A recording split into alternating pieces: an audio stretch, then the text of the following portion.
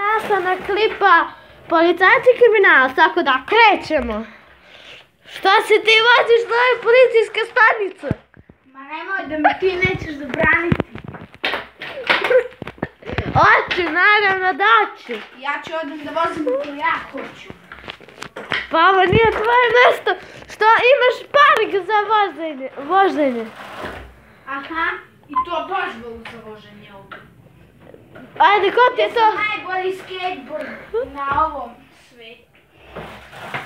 Bićeš ti najbolji, bićeš kriminalac koji je dobio najviše batina policije.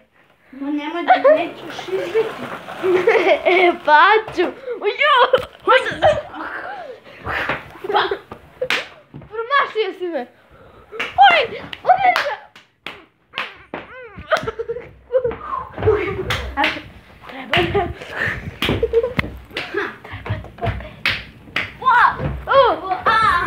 koga si ti rekao? Si vidio da sam jači?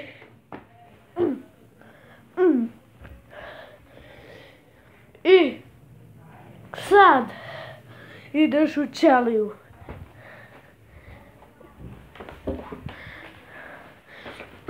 Zdravo!